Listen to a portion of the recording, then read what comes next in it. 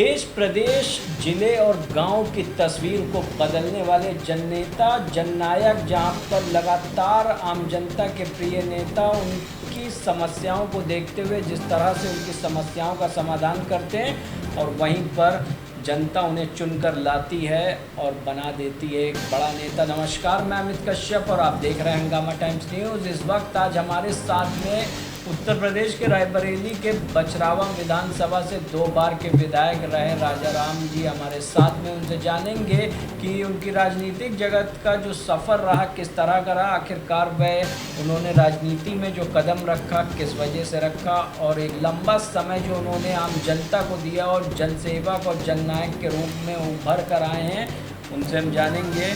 Sir, बहुत बहुत आपका स्वागत है हंगामा टाइम्स न्यूज़ में। जिस तरह से आम जनता के आप लोकप्रिय नेता रहें, रायबरेली बछरावा की विधानसभा सीट से 2 बार आपने चुनाव जीता, एक बार भाजपा एक बार कांग्रेस से टिकट पर लड़ाई लड़ी। आम जनता के बीच में आप किन मुद्दों को लेकर के आए और राजनीतिक जगत में आपने कैसे कदम रखा, हमारे दर्शकों को बताइए। सबसे पहले हंगामा टाइम्स आप सबको, पूरे परिवार को जी शुभकामनाएं व्यक्त करता हूं और आभार प्रदर्शित करता हूं कि आप सबके साथ जी बैठने का अवसर मिला। जी सर, बहुत बहुत धन्यवाद। आपने जो पूछा राजनीतिक क्षेत्र के बारे में, हमारा राजनीतिक जीवन स्टूडेंट पॉलिटिक्स से ही शुरू हुआ। ये मेरा सौभाग्य रहा। छात्र जीवन में रायबरेली के फिरोज गांधी महाविद्यालय में मैं स्टूडेंट पॉलिटिक्स में छात्र संघ का उपाध्यक्ष वहाँ पहले निर्वाचित हुआ। उस समय कांग्रेस की सरकार थी और उस समय इंदिरा गांधी वहाँ का प्रतिनिधित्व कर रही थी। 79 की बात है जी। तो उस समय छात्र जीवन से ही शुरू होने के कारण राजनीति को और हमारा झुकाव बढ़ता गया और उसके बाद जो है पहला चुनाव 91 में भारतीय जनता पार्टी से मैं लड़ा और बहुत कम वोटों से, 419 वोटों से पराजित करा दिया गया था जानबूझ करके, क्योंकि उस समय कांग्रेस की सरकार थी। उसके बाद फिर दोबारा 93 में मैं MLA बना उसी पार्टी से और उसके बाद 2007 में कांग्रेस से पुनः निर्वाचित हुआ।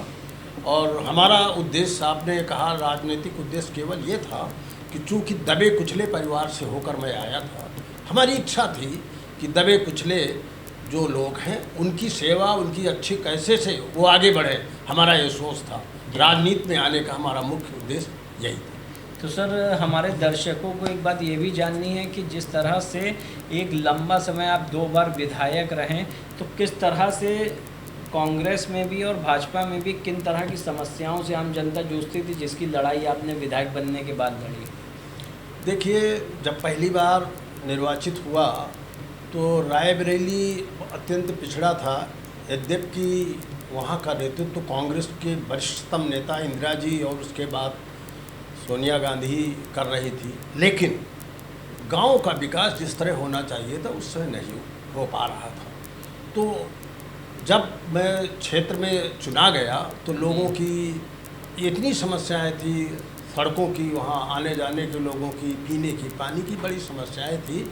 लोग जाते थे तो पूरे तरीके से वो सब इस बात के लिए उठाते थे।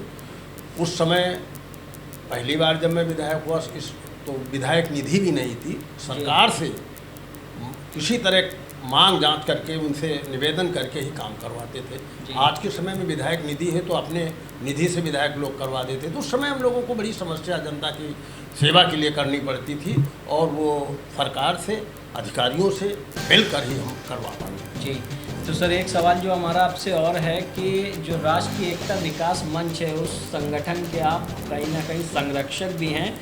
उनके किन नीति उद्देश्यों और मिशन और विजन को देखकर आप इसके संरक्षक बने? क्या अनोखा देखा आपने इससे? राष्ट्रीय एकता विकास मंच जो है, माननीय इसके राष्ट्रीय अध्यक्ष जी हैं, संस्थापक भी हैं सत्य कुमार जी, सत्य सोनी जी। ये जब हम चुनाव लड़े तभी से इनके परिवार के लोगों से हमारे अच्छे संबंध थे। ये तो बाद में इन्होंने इस ओर ध्यान दिया, विकास मंच के माध्यम से लोगों की सेवा का काम किया। जब इनसे हमारा संबंध हुआ, चूँकि परिवार से संबंध पहले से था, तो हमने सोचा कि ये और अच्छा काम विकास का, लोगों की मदद का कर सकते हैं, और हम अगर इनके साथ जुड़ गए तो और अच्छी सेवा हो सकती है, हम कर भी सकते हैं और ये भी आगे बढ़ सकते हैं। इस ऐसा सोच करके मैंने इनके साथ जुड़ने का काम किया और बहुत अच्छे तरीके से ये विकास मंच काम कर रहा है। हमें विश्वास है कि और अच्छा होगा और पूरे प्रदेश और देश में नाम रोशन होगा। तो सर, जिस तरह से राष्ट्रीय एकता विकास मंच उत्तर प्रदेश के सभी जिलों में और वहीं कई राज्यों में भी कार्य कर रहा है और 2027 का आगामी चुनाव है, तो किस तरह से देखते हैं कि चुनाव में अगर ये पार्टी बनकर उभरती है तो किस तरह से आम जनता का भला होने वाला है? देखिए, सौभाग्य से राष्ट्रीय एकता विकास मंच में माननीय राष्ट्रीय अध्यक्ष जी के साथ उत्तर प्रदेश के कई जनपदों में, बनारस में, मिर्ज़ापुर में कई जगह हमें जाने का अवसर मिला जी। और हमने देखा कि लोगों का बड़ा उत्साह है। यहाँ लखनऊ में तो देखते ही, वहाँ भी देखा बड़ा उत्साह है। और अगर कोई राजनीतिक दल बना करके काम किया मंच ने, तो कोई इसमें अतिशयोक्ति की बात नहीं है कि सफलता हमें न मिले। निश्चित रूप से अच्छी सफलता मिल सकती है, ऐसा देखने को मिल रहा है। तो सर, जहाँ 2027 का चुनाव आ रहा है और यहाँ पर आप उत्तर प्रदेश में अपनी राजनीतिक दृष्टिकोण से किस तरह की चीज़ें देखते हैं कि इस बार टक्कर किन पार्टियों में है?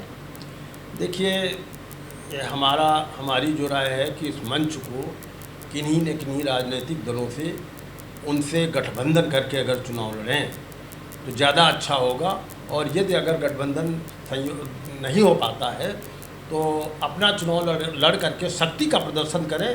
आने वाली पार्टियां खुद गठबंधन करेंगी। जी, तो बहुत बहुत धन्यवाद। ये थे हमारे साथ में पूर्व विधायक राजा रामपाल त्यागी जी, जिनसे हमने बात किया। उत्तर प्रदेश के बछरावा की विधानसभा सीट से 2 बार विधायक रहे और वहीं पर राष्ट्रीय एकता विकास मंच के संरक्षक भी हैं, जिनसे हमने बात किया आगामी 2027 को चुनाव को लेकर किस तरह से उनका राजनीतिक सफ़र रहा और जहां पर राजनीतिक मंच अब राष्ट्रीय एकता विकास मंच बनने वाला, और वहीं पर बताया है कि 2027 में अगर गठबंधन व करके पार्टियों से चुनाव के लिए कुछ लड़ाई लड़ सकते हैं, वरना वे अकेले ही चुनाव बिगुल फूकने का काम करेंगे। आप देखते रहिए हंगामा टाइम्स न्यूज़ चैनल। हम आप सभी से इजाज़त चाहेंगे। नमस्कार।